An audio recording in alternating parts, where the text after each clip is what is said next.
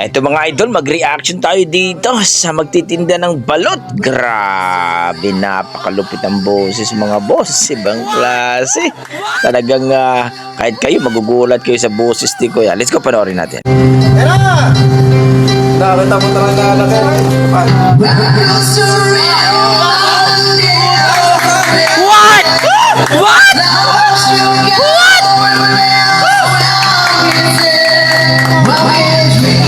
Pareho yung nagtitinda ng balot sa kanatsatsaron. Napadaan din eh. Ay sabi, kanta daw siya. Yan na nga. Harang. What the fuck? Bilyar, harang. Gusto bilyar. Harang. Patay, harang. Boss! Harang ka rin, harang.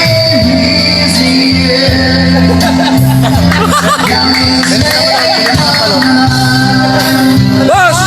Harang! Harang!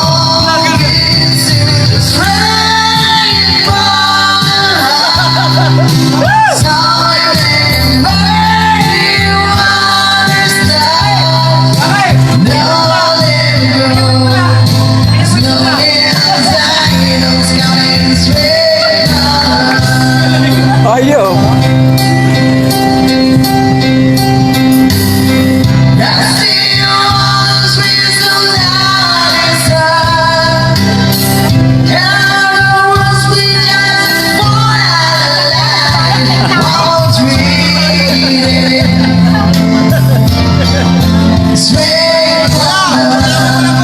Papakita na kuya.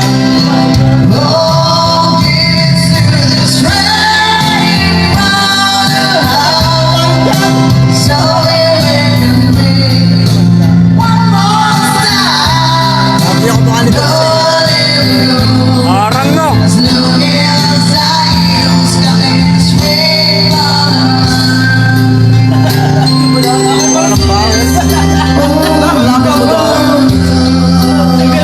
Nandiyan mo do? Kakain niya oh.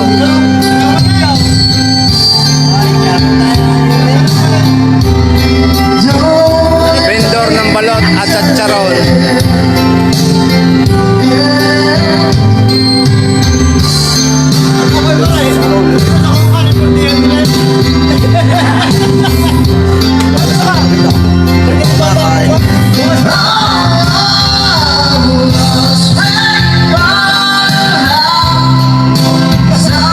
Herrera, oy! Herrera sa Juan.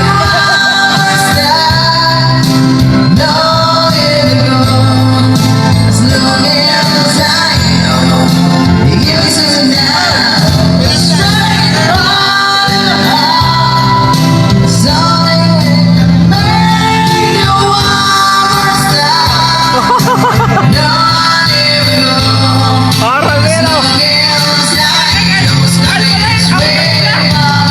Oy! Apat na bola ka!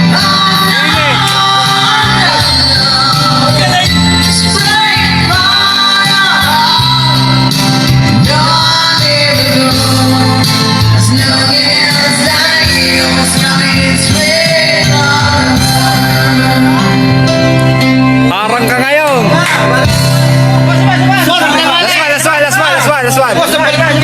Last one.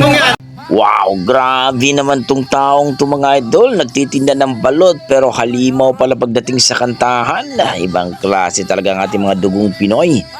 Nagtitinda lang ng balot pero parang nasa grand finals ng